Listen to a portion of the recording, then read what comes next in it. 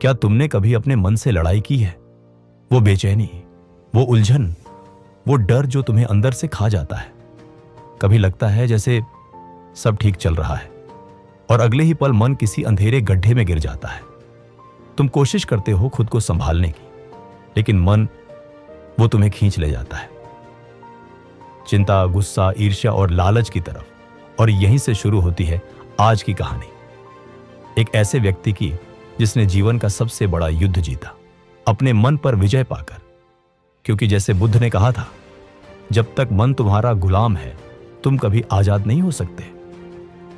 बहुत समय पहले मगध राज्य के एक छोटे से गांव में आरव नाम का एक युवा रहता था। आरव बुद्धिमान था, महत्वाकांक्षी था और अपने परिवार को गरीबी से निकालने का सपना देखता था। वो हर दिन सूरज निकलने से पहले उठता, खेतों में काम करता और रात को दीपक की रोशनी में पढ़ाई करता।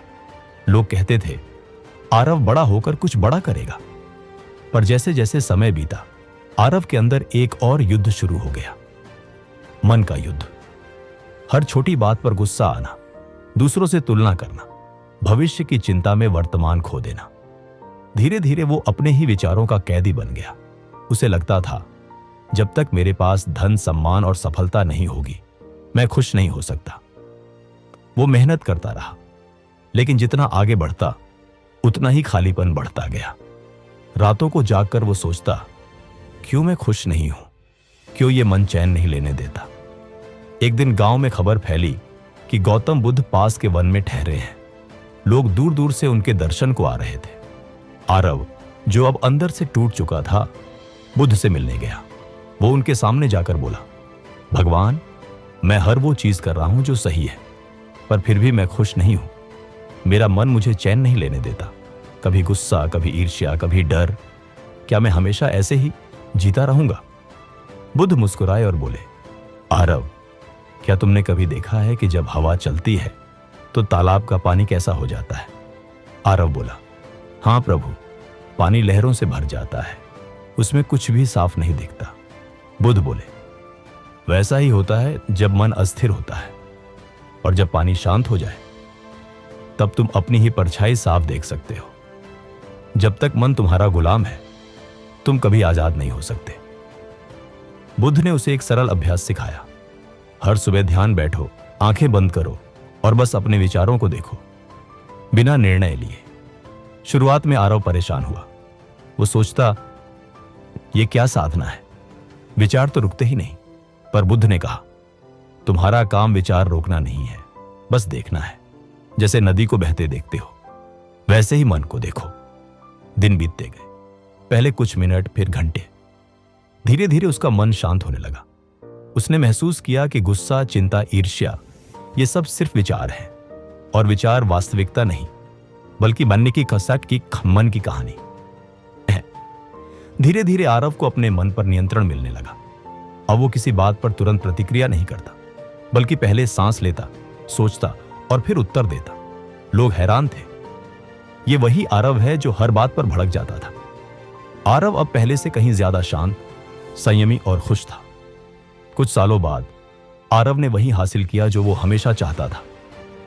उसके खेत फलने लगे, उसका परिवार सुखी था और गांव में लोग उसे सम्मान से देखते थे। पर जब कोई उससे पूछता, आरव, तुम्हारी सबसे बड़ी सफलता क्या रही?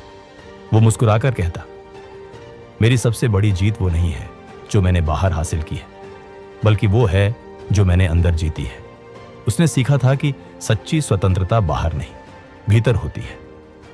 क्योंकि जब मन शांत होता है तभी जीवन सुंदर होता है। एक दिन किसी ने बुद्ध से पूछा, प्रभु, क्या आरव अब ज्ञान प्राप्त कर चुका है?